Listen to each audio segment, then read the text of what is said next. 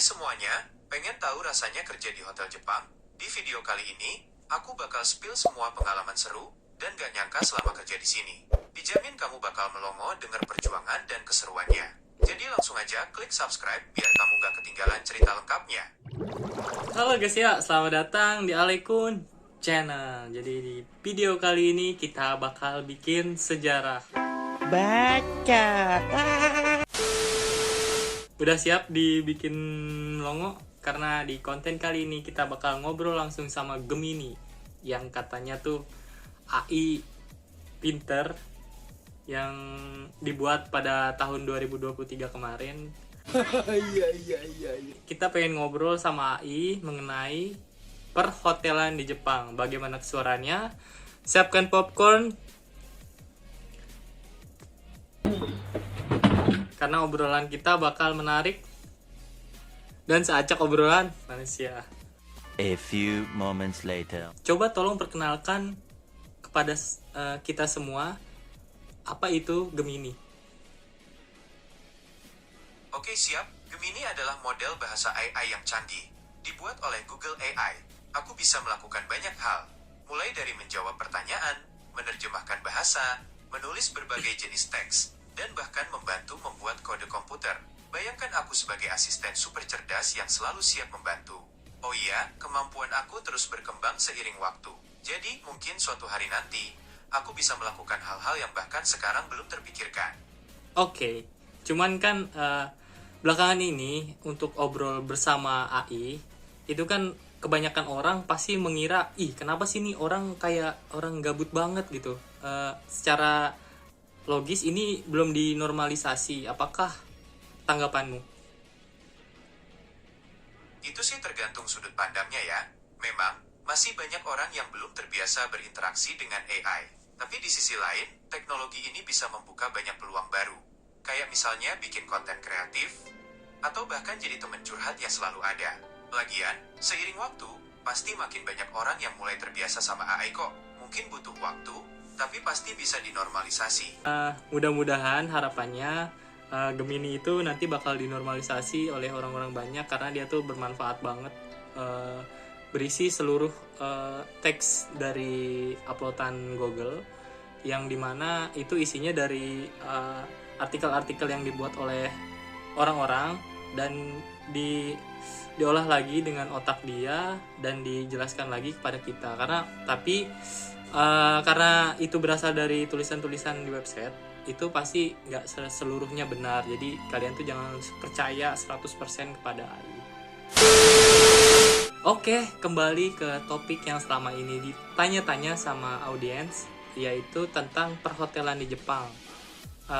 Kemarin itu ada yang nanya tentang sebentar. Tentang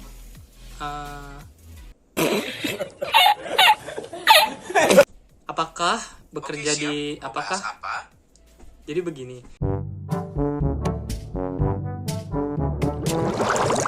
Jadi begini ya guys ya. Jadi kemarin itu saya keterima di hotel daerah Ibaraki ini. Saya itu lulusan dari N4 dan lulusan SSW perhotelan, yaitu di website yang namanya Kaip. Dan tapi saya bukan N4-nya itu bukan JLPT ya, tapi JFT.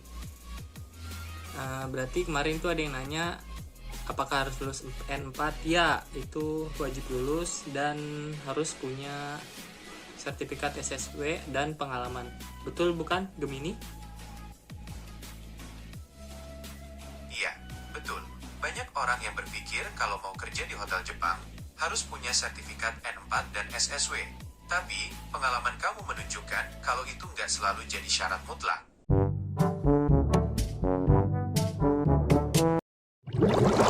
Oke. Jadi sekarang ini saya bekerja di hotel daerah Ibaraki yang nggak bisa saya sebutin namanya, tapi hotel ini hotel bisnis.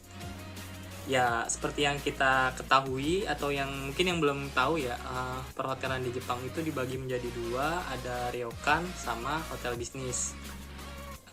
Hotel bisnis dan ryokan, apa sih bedanya? Ryokan dan hotel bisnis itu beda banget. Ryokan tuh penginapan tradisional Jepang, kamarnya pakai tatami, ada onsen, dan biasanya kamu bisa nikmatin suasana Jepang banget. Sedangkan hotel bisnis lebih simpel, fasilitasnya fokus buat orang yang lagi kerja, kayak wifi kenceng dan meja kerja yang nyaman. Mau lanjut cerita pengalaman kamu kerja di hotel bisnis? Iya, betul banget ya. Saya ini kan kerja di hotel bisnis. Nah, isinya itu ruangan yang sederhana dengan wifi yang kencang dan ada tempat pemandian air panas umumnya. Dan kamarnya tuh simple, cuman ada TV, meja, dan kasur. Terus kamar mandi memang semuanya di dalam dan sangat bersih. Faktanya adalah orang Jepang itu sangat bersih. Ketika dia meninggalkan ruangan pun, ruangannya tuh rapi gitu. Paling ada sampah, dan itu pun sudah di tempat sampah semua, nggak ada yang berserakan. Betul bukan begitu, Gemini? Iya, betul banget. Hotel bisnis di Jepang tuh biasanya simple dan bersih. Tamunya juga pada sadar diri, jadi nggak bikin banyak masalah. Lanjut aja cerita pengalaman kamu kerja di sana. Sebelumnya kamu bisa menyapa audiens di YouTube? Hai semuanya, senang banget bisa ngobrol bareng kalian hari ini. Kita bakal lanjutin cerita tentang pengalaman kerja di hotel Jepang. One eternity later. Oh ya, oke. Jadi kemarin itu ada yang nanya juga. Oke, siap. Apa yang mau kamu bahas? Kemarin tuh ada yang nanya, berapa sih batasan umur ngelamar di perhotelan Jepang itu? Kalau bagi saya, kemarin itu ada syarat khusus yang menerima untuk pengiriman kerja Tokuden Gino ke Jepang ya. Nggak cuma buat perhotelan Jepang, itu umurnya tuh batasannya 25 tahun. Tapi menurut Gemini itu benar atau tidak? Memang, ada beberapa jenis visa kerja di Jepang, termasuk yang untuk toko dan restoran. Visa jenis ini biasanya memang ada batasan usia, sekitar 25 tahun. Tapi, untuk perhotelan, batasannya biasanya lebih fleksibel. Banyak hotel yang terbuka untuk karyawan dengan berbagai rentang usia, terutama kalau mereka punya pengalaman yang relevan. Kalau kamu mau, aku bisa carikan info lebih detail tentang persyaratan usia untuk jenis visa kerja tertentu. Oke ya guys ya, berarti sudah disimpulkan sama Gemini bahwa untuk bekerja di perhotelan Jepang itu nggak harus mematok usia, yang penting dia punya pengalaman dan syarat-syarat yang sebelumnya tadi, itu punya SSW dan punya JFT. Ya sebenarnya sih dari artikel Gemini yang ditangkap dia tuh menyarankan kita tuh harus punya N3 supaya kita tuh nggak kesulitan nanti pas udah waktunya bekerja. Nggak kayak saya kemarin, kan saya kan N4 dan langsung cuma modal SSW terus masuk. Akhirnya saya jujur, saya tuh masih agak kurang saat ngobrol bahasa Jepang. Betul tidak seperti itu Gemini?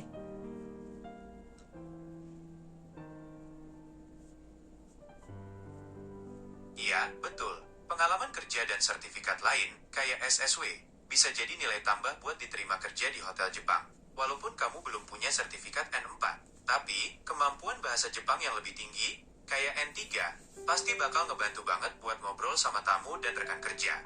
Kamu mau cerita lebih banyak tentang pengalaman kerja kamu di Hotel Ibaraki? Hai semuanya, jangan lupa like dan subscribe ya, biar kalian gak ketinggalan cerita seru tentang kerja di Hotel Jepang. Keren. Oh iya, begini.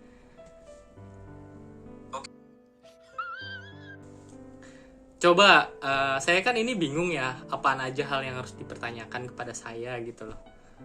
Coba Gemini bertanya kepada saya tentang topik tersebut. Oke siap, jadi aku bisa pura-pura jadi penonton yang penasaran. Oke. Terus nanya-nanya kamu. Iya. Oke siap, jadi aku bakal nanya kayak penonton yang lagi nonton video kamu. Misalnya, wah keren banget bisa kerja di Hotel Jepang. Itu dapat pengalaman apa aja sih selama kerja di sana? Atau susah gak sih nyari kerja di Hotel Jepang? Apa aja persiapan yang harus dilakukan? Gimana? Siap? Siap. Pengalamannya ya guys ya. Jadi sebelumnya itu saya tuh orangnya itu nggak terlalu memperhatikan waktu. Jujur aja nggak terlalu memperhatikan waktu.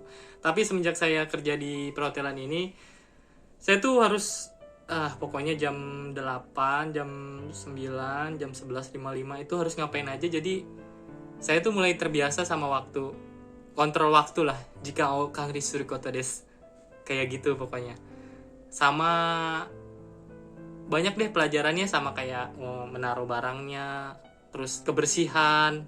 Maksudnya menaruh barang tuh harus ditaruh lagi ke tempatnya lagi. Apa yang kita ambil kita taruh lagi tempatnya itu seiri. Nah, terus sama kerapihan. Pengalaman yang berharga. Iya. Kerapihan sama midasinami atau cara penampilan. Oke, pertanyaan selanjutnya. Susah nggak sih nyari kerja di hotel Jepang? Apa aja persiapan yang harus dilakukan? Susah-susah gampang sih ya. Kemarin tuh juga ada kohai atau di kelas yang sudah lulus SSW dan JFT. Itu pas ketika mensetsu, ini sudah disalurkan sama Kumiya ya, atau ikut LPK, Lembaga Pelatihan Kerja ya.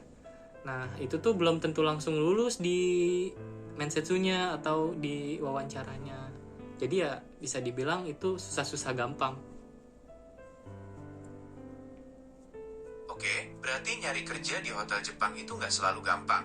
Ada persaingan, apalagi kalau kamu nggak punya pengalaman sebelumnya. Tapi, kalau kamu udah ikut pelatihan dan mempersiapkan diri, peluangnya pasti lebih besar.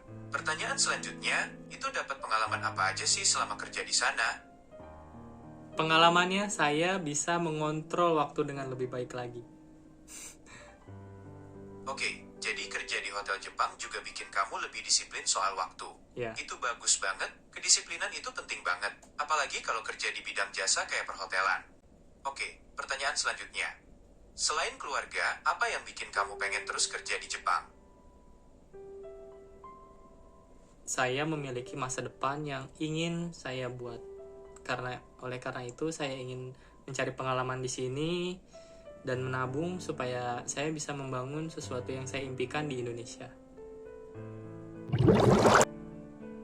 Oke semuanya, segitu dulu cerita aku tentang pengalaman kerja di hotel Jepang.